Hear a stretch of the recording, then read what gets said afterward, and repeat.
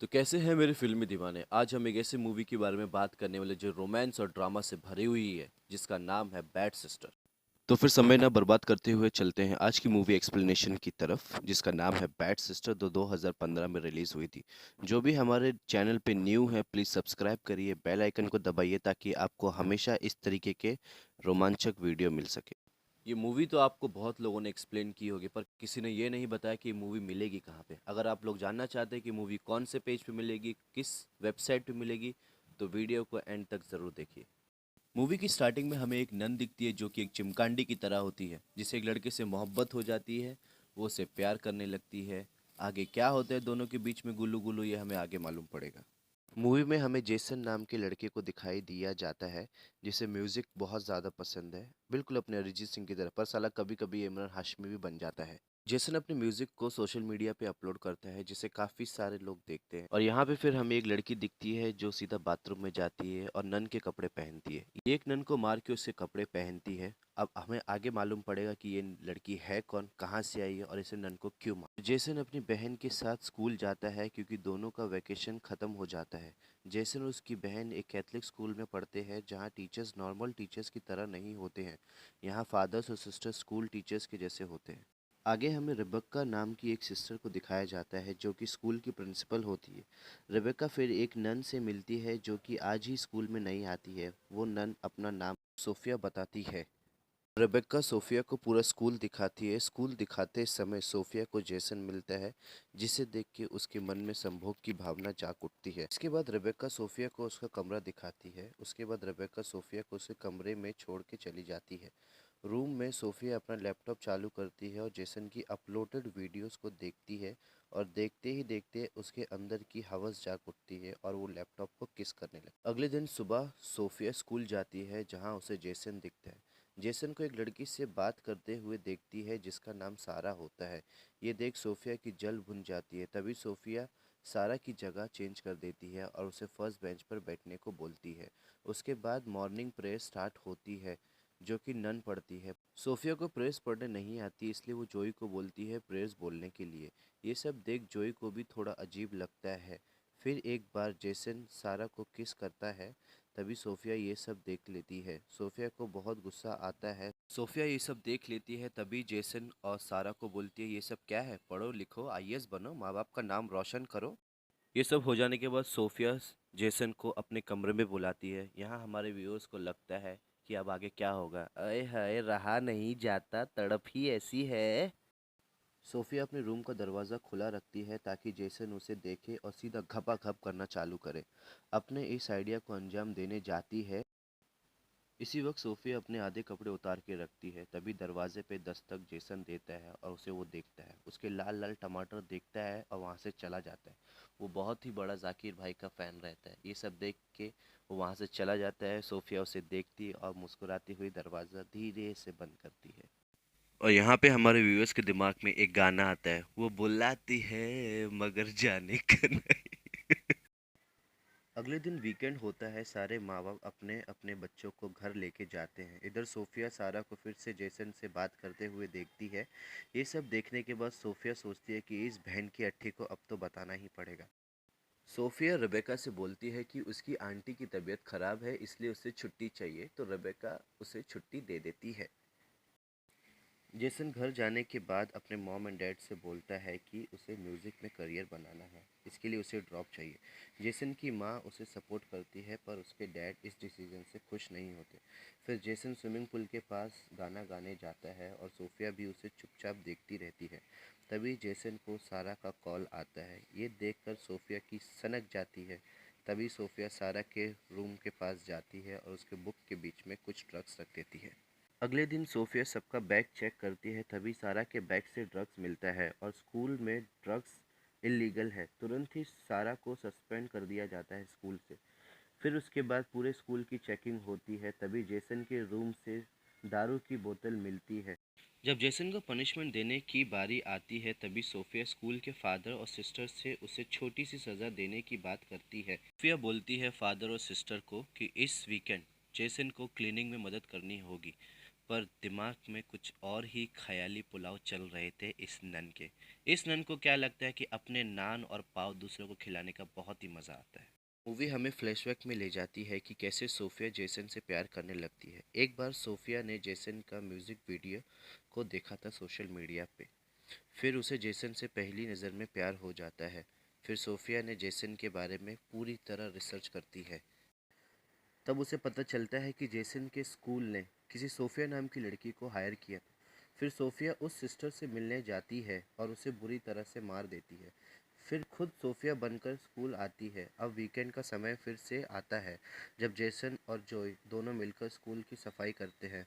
सफाई के दौरान सोफिया भी जेसन की मदद करती है और सोफिया उस समय जेसन को अपने नींबू दिखाती है, पर बात आगे नहीं बढ़ती है। उसी रात जेसन अपने कमरे में सो रहा था, तभी अचानक सोफिया उधर पहुंच जाती है और अपने फ़ोन की रिकॉर्डिंग चालू कर देती है। रिकॉर्डिंग चालू करने के बाद सोफिया अपने कपड़े उतार देती है और सीधा जेसन के ऊपर चढ़ जाती है और दोनों के बीच में बहुत ही ज़्यादा संभोग होता है। अगले दिन जेसन को दिखाया जाता है जो कि बहुत ही शर्मिंदा होता है अपनी करतूत पर उसे कोई फ़र्क नहीं पड़ता है। सोफिया जैसी है वैसे ही रहेगी। फिर हमें आगे मालूम पड़ता है कि सोफिया जेसन के कमरे में चली जाती है जब जेसन कमरे में नहीं होता है। सोफिया जेसन के कपड़े उसे कच्छे सूंघती है, उसे बहुत अच्छा लगता है। तभी अचानक जोई उसे देख लेती है कि ये क्या करी बहन की लौड़ी। जोई जेसन को ये सब बता देती है और ये सब देखकर सोफिया को जोई पर बहुत गुस्सा आता है और वो जोई को एग्ज़ाम में कम मार्क्स देती है। जोई के लिए ये सब बहुत अजीब होता है क्योंकि जोई क्लास में टॉपर होती है। फिर जोई फिर से एग्ज़ाम देने के लिए क्लास में जाती है, तभी जोई की नज़र डेस्क पर जाती है जहाँ टेस्ट पेपर रखे थे। इसी दौरान सोफिया जोई को देख लेती है। जो टेस्ट पेपर डेस्क पे रखे थे वो जोई देख लेती है। ये देखने के बाद जोई को वो सीधा प्रिंसिपल के पास लेके जाती है और उसे बताती है कि इसने टेस्ट पेपर देख लिए हैं। वो पूरा कोशिश करती है कि इसको सस्पेंड कराने के लिए, पर प्रिंसिपल एक भी उसकी बात नहीं मानती है। प्रिंसिपल जानती है कि जोई कैसी है और पढ़ाकू लड़की है वो। फिर यहाँ हमें जेसन दिखता है जो चर्च में होता है, जो कन्फेशन बॉक्स के अंदर भगवान से अपने की हुई गलती पर माफ़ी मांगता है। अचानक से वहाँ सोफिया की एंट्री होती है और वो दोनों दबा दबा के संभोग करते हैं। कुछ दिन बाद सारा अपने घर में पार्टी रखती है और वहाँ पे जेसन को भी बुलाती है। जेसन को पार्टी में देख सोफिया भी पार्टी में चली जाती है उसके साथ, मतलब उसके पीछे पीछे। पार्टी के अंदर सारा जेसन के काफ़ी क्लोज होती है। ये देख सोफिया को बिल्कुल अच्छा नहीं लगता है। जब सारा जेसन को किस करती है तभी वो सोफिया के बारे में सोचता है। क्या करे, जेसन बबुआ को सोफिया मैडम के गुलगुले बहुत पसंद है। ये सोचते हुए वो बाहर चला जाता है। उसके हाथ में दारू की बोतल होती है। अचानक से पुलिस सामने आ जाती है और जेसन को पकड़ लेती है। ये देखते देखते सोफिया वहाँ पे पहुँच जाती है और वो सिचुएशन को आराम से हैंडल कर लेती है। सोफिया जेसन को लेके एक होटल में चली जाती है। तभी सोफिया जेसन को बोलती है कि वो उसके साथ ज़िंदगी भर रहना चाहती है, वो उससे बहुत प्यार करती है, उसके बाद बहुत सारा पैसा है, वो दोनों ज़िंदगी भर खुश रहेंगे। जेसन को ये सारी बात सुनकर बहुत अजीब लगता है। वो सोफिया के ऊपर गुस्सा होता है और वहाँ से चला जाता है। वो बाहर जाके एक बेंच पे बैठता है, तभी उसके पिताजी भी वहाँ पे आके उसके साथ बैठ जाते हैं। वो उससे बोलते हैं कि तुम्हें अपने म्यूज़िक करियर पे ध्यान देना है, तुम्हें ड्रॉप चाहिए तो तुम ड्रॉप ले सकते हो। ये सुनकर जेसन बहुत खुश होता है और दोनों बाप बेटे वहाँ से चले जाते हैं। अगले दिन वीकेंड ख़त्म होता है, सब जन अपने स्कूल जाने लगते हैं। सोफिया जेसन के घर के बाहर खड़ी होती है, उसकी हालत बहुत ख़राब होती है। जोई उसे वहाँ से जाते हुए देख लेती है। ये सब देखने के बाद जोई के मन में एक बात तो क्लियर हो जाती है कि सोफिया और जेसन के बीच में कुछ तो बहुत बकचोदी चालू है और इसलिए वो सोफिया की कार का नंबर लेती है और उस नंबर के बारे में रिसर्च करती है। तब उसे पता चलता है कि ये कार सोफिया के नाम पर ही रजिस्टर है। दरअसल ये कार असली सोफिया के नाम पर थी, जो कि ये अब असली सोफिया नहीं नकली सोफिया चला रही थी। फिर जेसन अपने रूम में दिखता है कि सोफिया उसके रूम में लेटी थी और उसके बाजू में काफ़ी सारी पिल्स पड़ी हुई थी। जेसन देखकर ये सब डर जाता है। जेसन उसे उठाने की कोशिश करता है। अचानक से वो उसे चाटने लगती है। चाटने लगती है इसका मतलब ये नहीं, इसका मतलब ये होता है कि वो उसे किस करने लगती है। जेसन सोफिया को बोलता है कि मैं जाके तुम्हारी कंप्लेंट कर दूंगा। सोफिया उसे बोलती है, अरे नादान परिंदे, जा मेरी कंप्लेंट कर दे। इसमें तेरी भी बुराई होगी और मेरी भी बुराई होगी। इसलिए जेसन कंप्लेंट करने से थोड़ा हिचकिचाता है और वो वापस सोचने लगता है कि अगर मैं कंप्लेंट करूँगा तो मेरा म्यूज़िक करियर भी बर्बाद हो जाएगा, इसलिए वो कुछ नहीं कर पाता। फिर सोफिया उस रूम से बाहर चली जाती है। अचानक से जेसन को जोई का कॉल आता है। जोई जेसन से सोफिया के बारे में पूछती है। तभी जेसन जोई को बोलता है, बाद में सब कुछ बताता हूँ।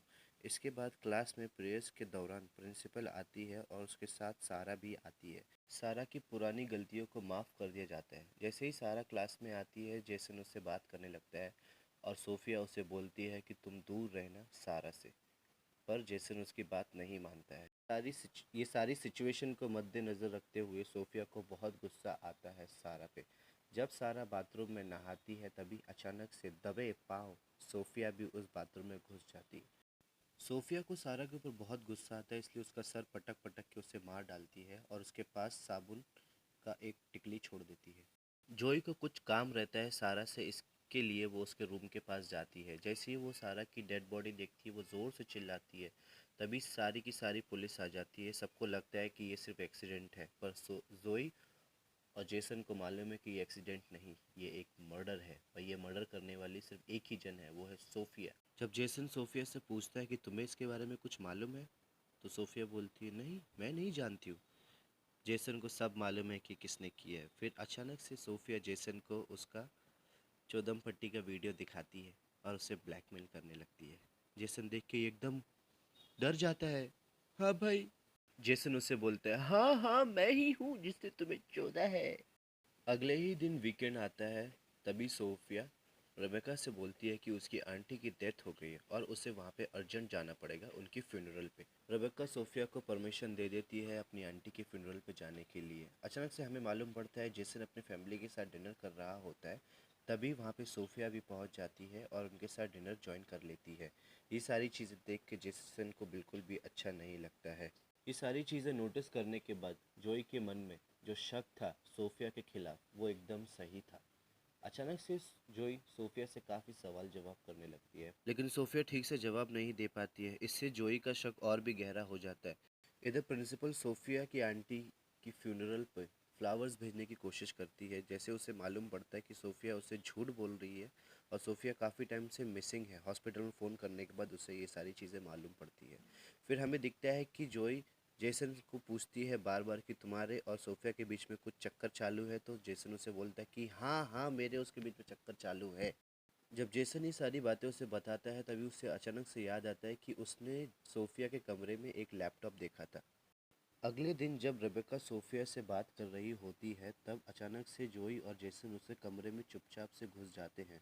उधर उन दोनों को लैपटॉप मिलता है। उस लैपटॉप के अंदर असल सोफिया की काफ़ी सारी फ़ोटोज़ मिलती हैं, यानी कि ये लैपटॉप असली सोफिया का है। जेसन को उधर से एक और लैपटॉप मिलता है जो कि नकली वाली सोफिया का होता है। उस लैपटॉप के अंदर जेसन की बहुत सारी फ़ोटोज़ मिलती है और कुछ म्यूज़िक वीडियोस भी। जब वो लोग इस लैपटॉप को चेक करते हैं तब दोनों को पता चलता है कि असली वाली सोफिया का नाम क्या है। वो लोग को मालूम पड़ता है कि इसका नाम लॉरा है, सॉरी लॉरा है इसका नाम।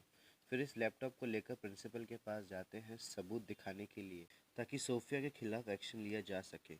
यहाँ सोफिया अपने झूठ को छुपाने के लिए रेबेका को मनाती है, पर रेबेका सुनती नहीं है। फिर सोफिया को गुस्सा बहुत आता है, बहन की लौड़ी को रेबेका के सिर पे फिर से मारती है। पता नहीं कितना मर्डर करेगी इस फिल्म में, समझ में नहीं आता। जब जेसन और जोई रेबेका को ढूंढने के लिए चर्च के पास जाते हैं तभी सोफिया को मालूम पड़ जाता है कि ये लोग को सच्चाई के बारे में पता चल गया है। जब सोफिया जोई पर हमला करती है तभी रेबेका भी उधर आती है और सोफिया के साथ लड़ने लगती है। जब सोफिया रेबेका को मारने वाली होती है तभी जेसन सोफिया को स्क्रू ड्राइवर से मार देता है। इससे वहीं पर सोफिया की मौत हो जाती है। फिर हमें जेसन और जोई अपने मॉम एंड डैड के साथ देखते हैं। वहीं हमें पता चलता है कि दोनों का ग्रेजुएशन कंप्लीट हो गया है। ग्रेजुएशन होने के बाद जोई के डैड उसे कार गिफ्ट करते हैं और जेसन को गिटार गिफ्ट करते हैं और यहीं पे मूवी ख़त्म होती है। Thank you guys for watching this movie. तो अगर आप लोगों को ये वीडियो पसंद आई है, ये मूवी का एक्सप्लेनेशन पसंद आया है, तो प्लीज़ कमेंट करके बताइए। और जो न्यू है हमारे चैनल में प्लीज़ सब्सक्राइब करिए, बेल आइकन को दबाइए ताकि आपको हमेशा नई नई मूवीज़ मिलती रहे। और अगर आपको ऐसा लगता है कि मैं आपके पसंदीदा कोई मूवी एक्सप्लेन करूँ तो प्लीज़ कमेंट करके मुझे बताइए।